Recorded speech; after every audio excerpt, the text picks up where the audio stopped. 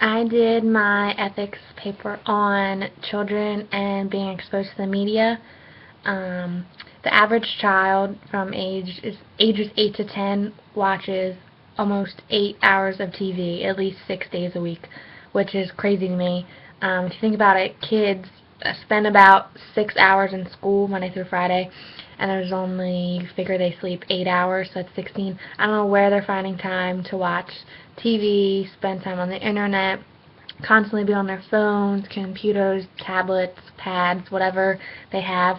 The exposure that children have to media has just skyrocketed in the past decade.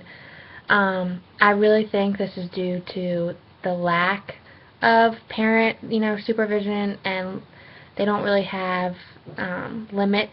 Parents don't set limits young. They don't have firewalls or passwords or really limits or time allowances for media.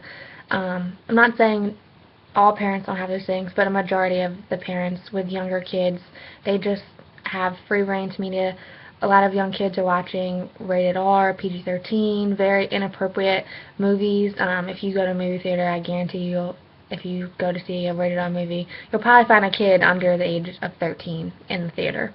And it's just crazy that these kids are being exposed to the media so much, and once you set that standard that they can watch whatever they want, listen to whatever they want, view whatever they want, search whatever they want at a young age, and then all of a sudden parents are saying, oh, well, maybe I should cut back. That's when the real problem starts, because you have to set that boundary early on. And I really think that's on the parents and a guardian's responsibility, and just making sure you start it young. There's no reason that children should be exposed to whatever kind of media you want. I mean, you can search one word on Google and find a million other things. So I really think that parents and guardians, and even teachers need to have limits and firewalls, like I said, passwords. Even on the TV, you can set like time allowances for how much time they're allowed to watch. Music, you can always monitor what kind of music they're putting on their phones. I know personally, you're on your phone a lot, and I have younger siblings and they're on their phones constantly. So just having certain times and certain days where they kind of limit that media intake, I think would really help.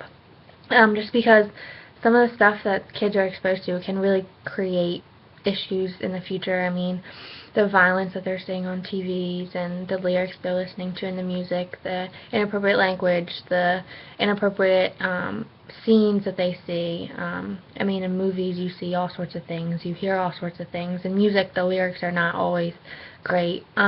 Just for younger kids to be exposed to that at such a young age, it's just not healthy, and it creates kind of a standard that it's okay to talk like that or look like that or treat other people like that just because the media that they're so exposed to all the time says it's okay, and they do these things. So then therefore kids grow up thinking that's okay.